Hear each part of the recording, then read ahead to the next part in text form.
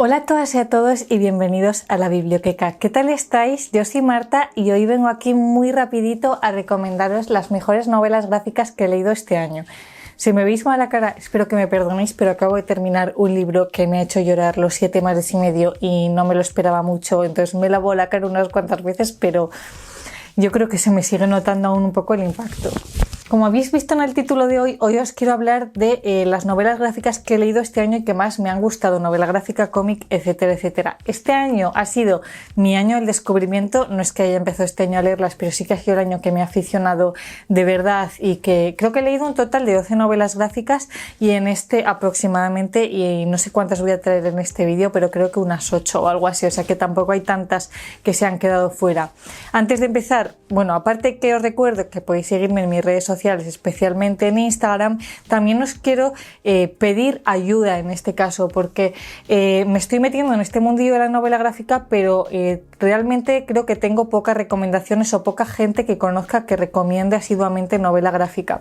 Mi única fuente de referencia es Juanito Libritos, como para todo en esta vida, entonces pues es cierto que igual la mitad de los libros que aparecen en este vídeo han sido por recomendación suya que he visto en vídeos, etcétera. Entonces, si por favor seguís a creadores de contenido que recomienden asiduamente este tipo de libros, por favor me lo dejéis por comentarios para echarle un ojillo.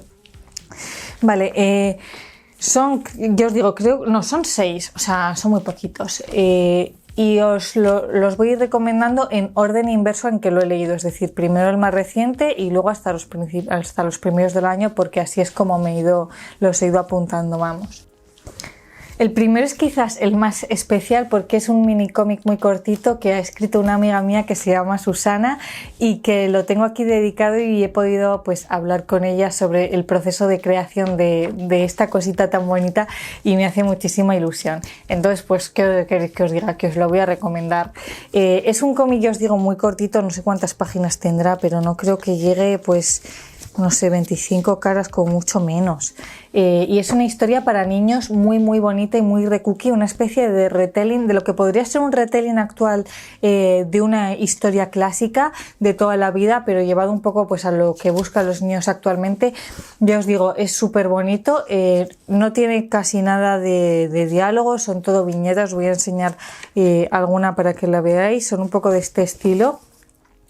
Y que tienen un mensaje súper positivo y además pues es bastante divertido, es decir, a mí me gusta. Aunque es súper cortita, que yo deseo de corazón que la saga de Gusanito, que creo que no he dicho cómo se llama Gusanito, está evolucionando. Espero que siga y que sigamos más historias de Gusanito. Es cierto que no es una historia perfecta, que yo creo que se nota un poco que es una historia que tiene altibajos, que tiene viñetas que están muy elaboradas y otras que son muy simples. Pero pues yo creo que os puede gustar, sobre todo si tenéis hijos pequeños, entonces pues os voy a dejar en la descripción el enlace por si os interesa para acceder a él. La siguiente novela gráfica de la que os quiero hablar es Pollo con ciruelas de Marjane Satrapi. También he leído este año Persépolis, pero he de decir que Pollo con ciruelas me ha gustado más. Y eso que, bueno, Persépolis es como la obra cumbre de la autora, ¿no? Pero yo sentí que en Persépolis había muchísimo peso a la historia. No a la historia de la trama, sino a la historia real, a la historia de Irán. Y es cierto que en ese caso era totalmente justificable porque es de lo que iba el libro, ¿no? De conocer un poco la revolución islámica y las consecuencias, pero que en este libro estuviesen como trasfondo y no como trama principal, y como trama principal pudiésemos vivir la vida de un hombre que vive todos estos acontecimientos, me ha parecido que esta sutileza le aportaba muchísimo más al libro y que he podido conectar muchísimo más con los personajes. Vamos a seguir la historia de un hombre que pierde su tar, es un músico y se le rompe el tar, y entonces decide que sin música su vida ya no tiene sentido y que se quiere morir. Y vivimos con él los 8 últimos días de su vida, en el que pues se tumba en la cama y decide no volver a levantarse. Y mientras que está allí tumbado y le seguimos cómo está evolucionando, a la vez tiene pues ciertos delirios o recuerdos de lo que fue su vida pasada y vamos reconstruyendo también qué es lo que le ha llevado realmente a estar así.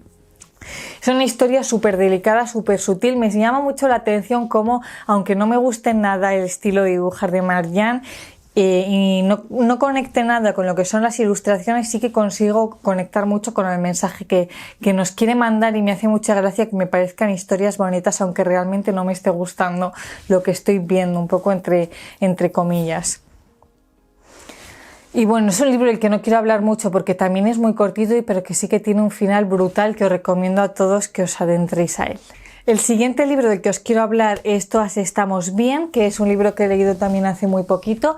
Es un libro con el que tengo sentimientos encontrados porque me gustó mucho, pero a la vez leí 3 estrellas, no sé, voy a intentar explicarlo. Por la trama es el tipo de libro que me encantaría, sin dudarlo, porque la autora en muy pocas páginas nos intenta contar la historia de sus 2 abuelas, Herminia y Maruja, pero no nos cuenta tanto lo que es su historia, sino todo el amor y el respeto que siente por sus abuelas. Nos cuenta, yo os digo, la historia de 2 abuelas que si tenéis pues más o menos la misma edad que yo, entre los 20 y los 30 años, que me ahogo de la emoción.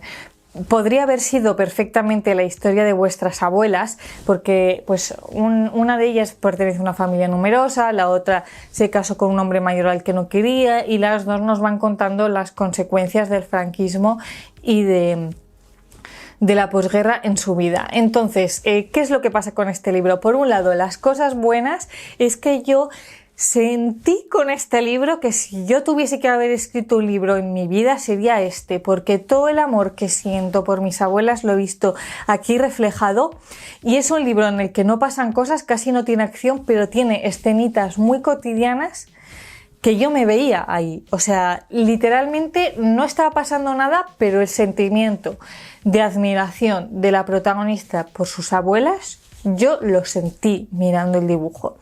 Es que hasta me emociono hablando de este libro. Y por otro lado, lo que no me hizo tanto conectar con la historia es la estructura, que me dio muchísima pena, porque aunque había momentos en los que conectaba mucho con ellas, cuenta la historia de forma muy desordenada, hace muchos saltos entre la vida pasada de las abuelas y el momento actual en el que la autora decide ir a hablar con ellas para documentarse sobre su vida y escribir el libro, y estos saltos eran muy bruscos y me sacaban mucho de contexto, y entonces hacía una mezcla de escenas que no me aportaban mucho con escenas que me hacían llorar, y me sacó mucho de la historia. Pero yo os digo que si os gustan este tipo de libros os va a gustar aún así y os va a merecer la pena. A ver, que me estoy enrollando muchísimo, menos mal que como voy a los libros que he leído antes me acuerdo menos y voy a hablar menos. El siguiente libro es Hierba, de Keum-Suk Gendry-Jim, no tendría que haber dicho el nombre, siempre me empeño en decir los nombres más difíciles. Yo no suelo comprar novela gráfica, casi todos los que están aquí son bien de biblio o bien de la biblioteca, porque como estoy empezando en este mundillo, siento como que no sé elegir bien mis lecturas y me lo pienso mucho antes de comprar una novela gráfica, pero esta la vi recomendada en una librería que me encantó en Palma de Mallorca y sabía que me iba a encantar. Además es súper gordita, entonces me duró mogollón de tiempo, es una edición preciosa, me encantaron los dibujos. Os voy a enseñar por aquí alguna viñeta, me recordó muchísimo al estilo de Marjane Satrapi precisamente, y son historias muy similares, porque en este caso también os cuento un acontecimiento histórico producido en Asia y del que también nos llega como muy poca información, y es un libro para aprender de él. En este libro la autora entrevista a Lee Ok-sun, que fue una mujer de consuelo en Corea del Norte. Las mujeres de consuelo eran mujeres a las que raptaba el ejército japonés para obligarlas a prostituirse durante la invasión a China. Es algo de lo que yo no tenía ni idea, más que una idea básica del concepto. He aprendido mogollón con este libro, por eso también creo que tiene similitudes con Persepolis, y también me gustó que hace muchos saltos temporales, en este caso sí que me parece que están muy bien hechos, entre la historia de Lee Ok-sun desde su infancia hasta que ya es adulta y fue liberada, hasta la actualidad en la que vive en una especie de complejo con el resto de víctimas, y la autora va a entrevistarla. Conecté bastante, la verdad, y aunque es cierto que probablemente no sea de mis favoritas, sí que es cierto que la valoro por eso, porque me parece una forma muy fácil de aprender historia en muy pocas palabras y de documentarnos más sobre cosas de las que igual no nos llega tanta información. Del siguiente libro no os voy a hablar mucho porque ya hablé de él en otro vídeo que os voy a dejar por aquí. Es Censo de Alfred. Es un libro que cogí en la biblioteca sin saber de qué iba y que me sorprendió muchísimo y os recomiendo mucho que vayáis así. Básicamente es la historia de un hombre que va a un hotel en el que hay una boda y tiene que pasar una noche en ese hotel. Conoce mucha gente. También es un libro con muy pocas viñetas y con mucha ilustración, que a través de estos dibujos tienes que ir siguiendo un poco esta noche tan loca. Es un libro con un humor muy sutil y muy divertido y también es un libro como que va de todo y a la vez va de nada y a la vez va de sexo, como el nombre indica. No sé cómo describirlo, pero a mí me ha gustado realmente mucho.